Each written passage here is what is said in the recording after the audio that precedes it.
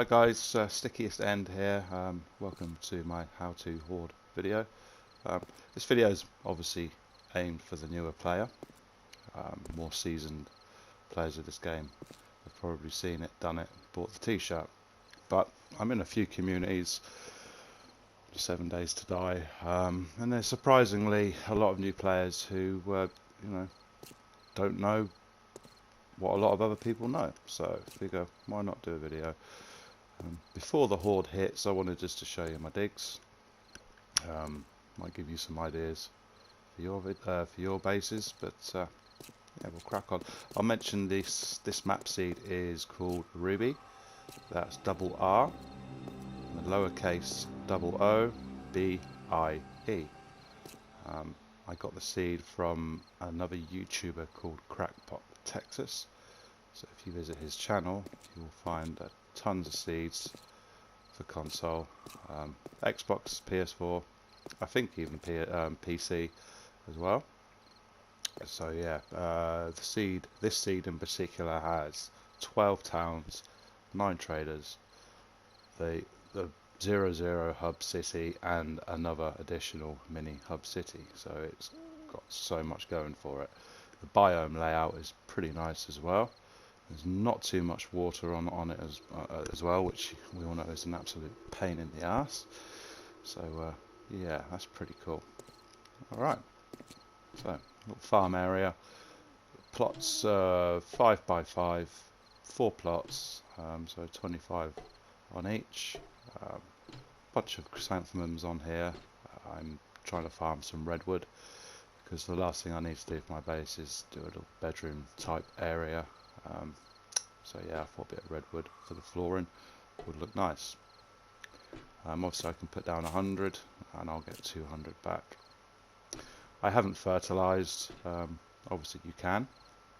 That will greatly increase your yield. Fertilizers, it's easy to make. It takes a long time to craft is the issue with that.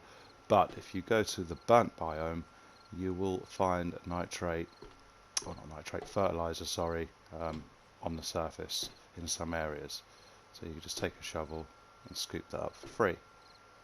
Pretty nifty way of getting some quick, easy fertilizer.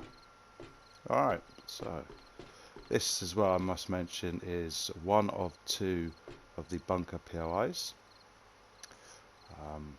So this is the smaller one of the 2. And I shall show you what I have done. So here we go. Alright, so first thing, straight in. It's got gas pump here, gasoline in there. Very quickly. You can buy these from the trader in his cosmetic section. Yeah, they're pretty cool. So why not? Kitchen area. Again, nothing overly special. Food, drinks, health. This oven I bought again from the trader. Yeah, looks pretty nice. And these cabinets you can craft. I just put these in here just to sort of pimp it up a little bit. So pretty basic, but it is what it is. Alright, and through here it's just my workbench room. A couple of workbenches, nothing major. This forge here was the forge I used at the beginning of this build many days ago. I just kind of kept it there as a sort of reminiscence thing, but you can pick them up, break them down and use a wrench to pick them up.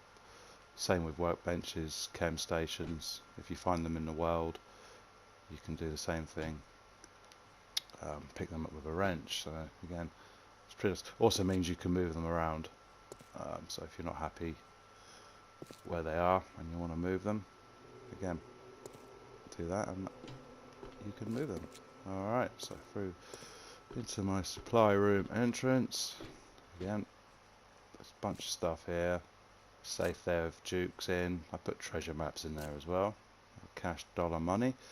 It's pretty nice. Obviously ammo, explosives, arrows, melee weapons, all types. And here just your general supplies, your building supplies that you collect as you go along. And here I have stuff in here that I sell to the trader, particularly stuff I collect from Horde Nights. So and these doors is basically these, not upgraded though, just as is. Put them on backwards, close them, and voila, pretty neat. Still kind of see through them, which I didn't realise until I placed the doors. Wow, you know, looks really quite cool. So an idea for you if you want to do that. Little panic tunnel here. I mentioned the POI bunkers. The second bunker, the bigger one of the two. There is another one in this town, which is just across the way. I figured do a panic tunnel. You know, I might need to GTFO. I am on a public lobby, so you know, PvE is a thing and PvP can be a thing. So hey, you never know when you need to get somewhere quick. I'll quickly run you down here just to show you. Again, nothing overly extravagant here. Bring you through into the second POI bunker. I've cleaned it out a little bit. I might do something with this one day, but you know, I don't have any plans right now. I sealed this back up, put a door in there, and kept the safes and what have you that you can find in that bunker. They've actually respawned as well, so again, you can come back. Respawns 30 days, so yeah, you just come back and loot up, get some free shit. Alright, so yeah, in here, bring them up here, and wham bam, there we are. Pretty cool. I think it's good to have a plan B as well. The zombies are not such an issue, but obviously players are a lot wiser and more cunning than a zombie will ever be, so just be aware of that. So yeah. Lag. Nothing new with this game. Alright. Close that up.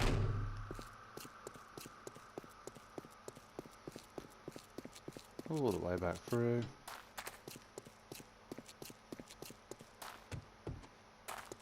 There we go. Sorted. Okay. Right, forge area.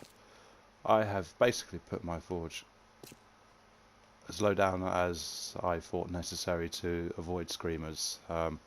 Obviously, as you know, workbenches, forges, chem stations, campfires, all that sort of thing will raise your heat signature, which will call in screamers. Some people are happy to farm the screamers. You know, it's more XP, it's more loot. I just find them an absolute pain in the ass, and I just want to get shit done without having to worry about a screamer up there every 5 minutes getting into my business. So that is why I have done this. Come on down. Okay. Chemistry station. Actually have a little bit of gasoline I want to make. So we'll crack on with that now. Be wise though, don't do any more than 6,000 at a time. They'll stack to 1,000. But if you do more than that, walk away and forget, you will lose whatever surplus you made. So yeah, just be aware of that. My stone and cement forge, iron clay for forged metals forge, my sand, lead, brass, clay. That's obviously for your bullet tips and casings. If you want to make glass jars, glass window panels, all that sort of stuff, you can do that. See, cement mixers here. These things here, again, you can buy from the trader. They're not overly common, but you can normally, you know, especially this seed having 9 traders, there's, you know, more than enough to go around. So you'll eventually find enough to sort of spruce your forge room up a bit. That is kind of cool. Kind of makes it look like they're uptake vents, I guess. Yeah. cement mixes, which I want to crack on and make some mix while I'm talking to you guys.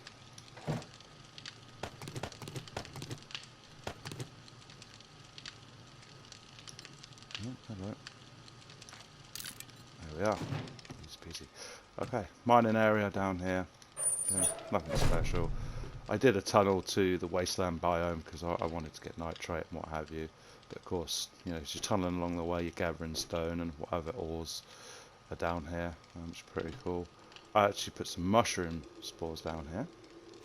I figured I've never grown mushrooms before. You can find these in the world in caves, particularly on random gen. I'm not entirely sure if these will grow. They've been down here a little while now, so I'm not sure. But hey, it's worth a go. So yeah, that's that. Pretty simple. It's just bricks, just regular bricks. Again, sort of gives it a kind of, I don't know, workshop type of look. Yeah, pretty cool. Alright, going on up.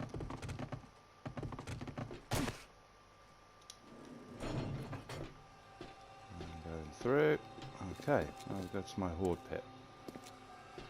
It's just through here. Up the stairs. There we have it. You'll notice the stainless steel upgrade, again, only buyable from the trader. Mega expensive, which is only half the problem. They don't have that much in the traders very often. They do restock and replenish, but it did take me quite some time. I mean, you notice day 167, so yeah. And this is all I'm going to do with that. But yeah, it's got 12,000 hit points. I'm not sure if it breaks down to steel, then reinforced concrete, etc. If it does, then I think you're looking at about 24,000 hit points, which is pretty OP. I mean, nothing's getting through that. Obviously, you'll notice the design as well. These started off as cobblestone frame poles, which obviously I upgraded to concrete, then reinforced concrete, steel, and so on. You'll notice there's no spikes. With this setup, spikes are not ideal because they will take out the zombie legs, and crawlers can get in here. That is one drawback to this design. Now, a few crawlers during the horde night is not an issue, but you obviously don't want every single zombie losing their legs and coming in at you, because yeah, that's kind of not the point of a horde pit. So yeah, there's that.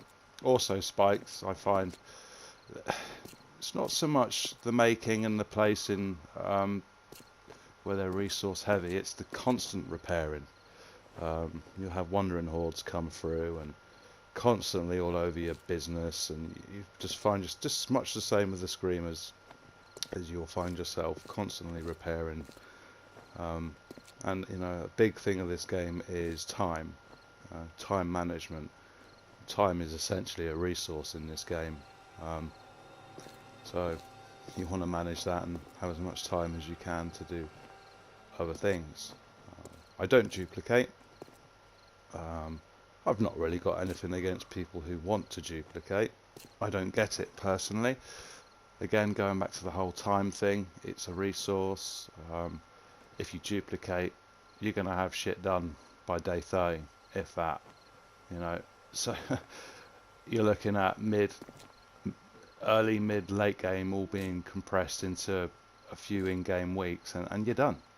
You know, you reach late game and you're done. And for me, I just think that would be mega boring.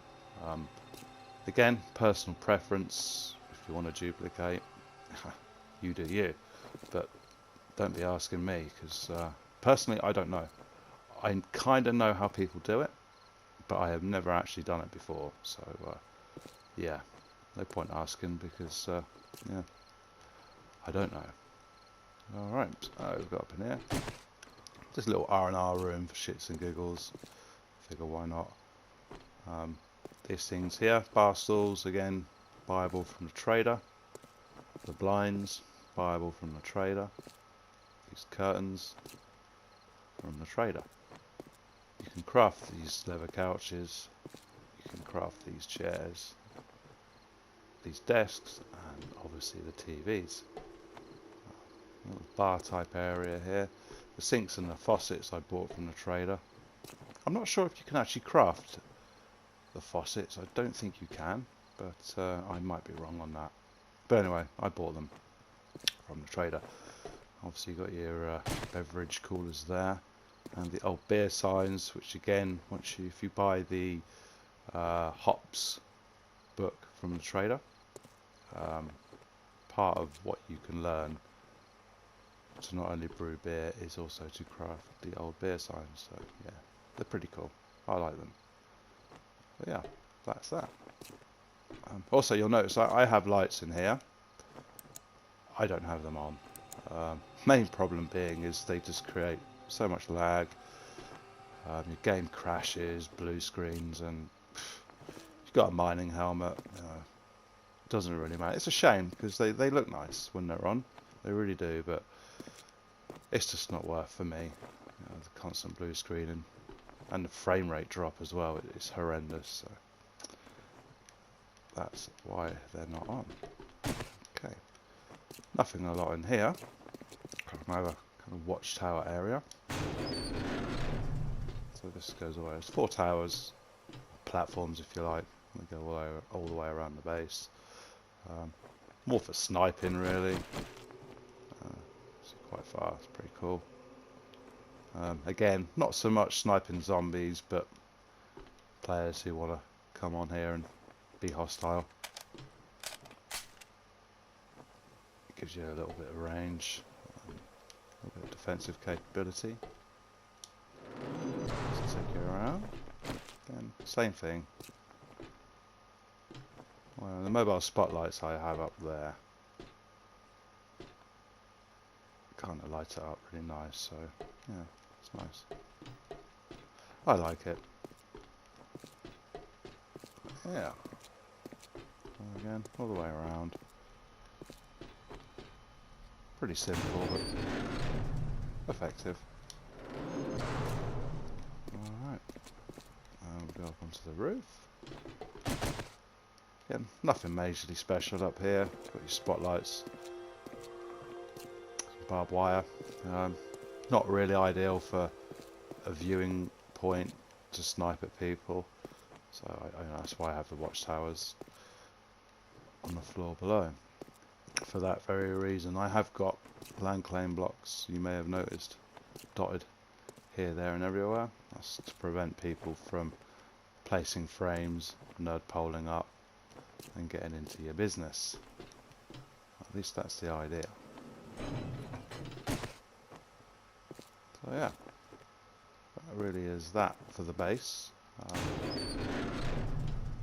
Quite small, compact, easy to build. You know, anyone could do this and probably do a base 10 times better, but I've kept it small for the very reason that if you have such a big base, it's harder to defend. It's easier for hostiles to breach your defenses, get into places that you can't have eyes everywhere. So I figure just keep it to a minimum. It makes it easier for me to try and cover all bases.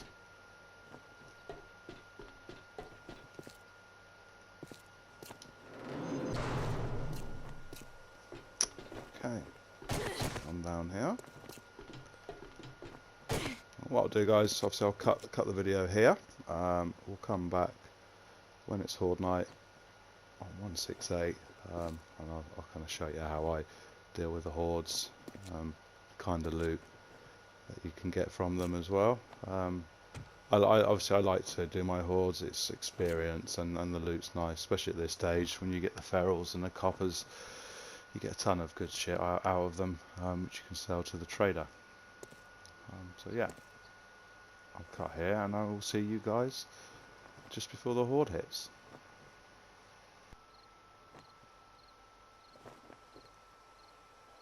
Hello again, guys. Horde night nearly upon us.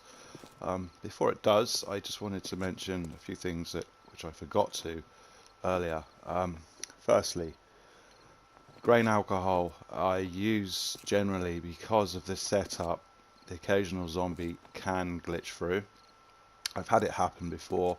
It's normally only one, but obviously if that one happens to be a feral or a cop, then you could have issues. The grain alcohol really is just so I don't suffer from the stun effect if they were to glitch through and hit me.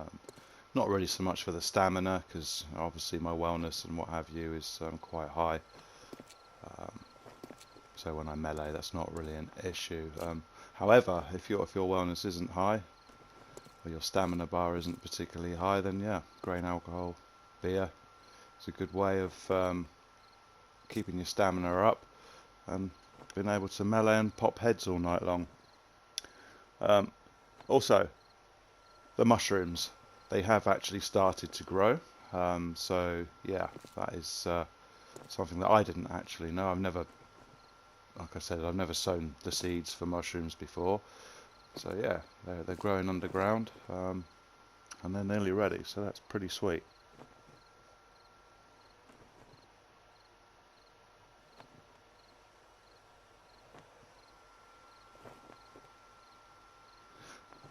Another thing as well, I always have a chest here, horde night loot.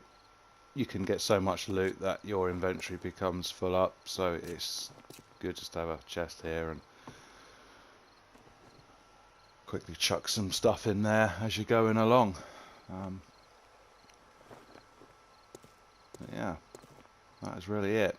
So again, a couple of drawbacks for this: crawlers can get through, and like I say, sometimes a zombie will glitch through, but it's not really that big an issue, to be fair. But again, I thought I would mention that, just so you guys are absolutely 100% clear.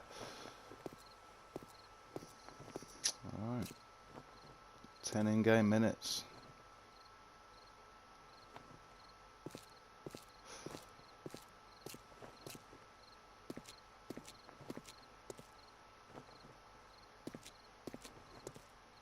This is my favourite part of the whole game, to be fair, is the horde nights. It's something I definitely look forward to.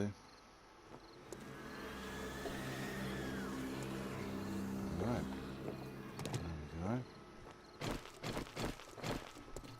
Let's get rocking. What I'll do, guys, I'll probably 2 times this. I don't want to drag it out too long and get you all bored stiff. So I'll stop the commentary and just crack on.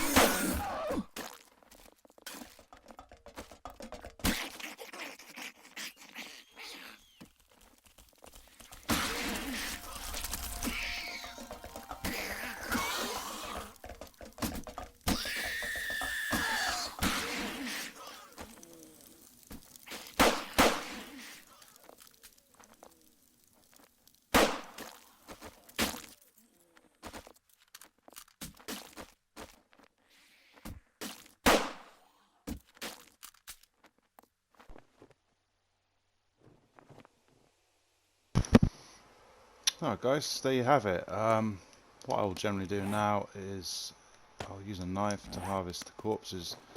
Obviously I'll pick out whatever other loot there is. I use the knife because you generally get a few more bones and fat and what have you back. So yeah, I'll get on with doing that, and then collect up the loot. I'll stick it in here and show you guys exactly what I got. Alright, see you in a moment. Alright guys, all harvested, loot collected and in the box. Just a couple of things. Obviously you saw 3 zombies actually glitch through. I've never actually had 3 glitch through. Normally only ever more than 1 per horde night, but you know, it just shows you what can happen. I'm kind of glad it did happen, so you can see exactly what I was talking about and the reason why I take the grain alcohol. Zombies, when they're running around like they do, they're so damn hard to hit that the grain alcohol really does help, because they're going to hit you and you'll end up stunned, and oh, it's just a ball ache that you don't need to go through if you've had a grain alcohol. 2 is normally enough to get me through a horde night Also, you see the crawlers that come through, hence no spikes and not taking zombies' legs out where you can avoid it anyway. One or two will come through and surprise you. You won't see them, or you'll forget, and you know they'll give you a clip, but you know they're not too bad. And I generally destroy the corpses as I go through the night, because they slow you down when you stand on them, and it's quite irritating. I don't bother to loot them. I just use the axe and get rid of them as quick as I can. So yeah, that is that. Let's have a look at what I got. Not a bad haul. I've had better, I've had worse, but that was okay. That was okay.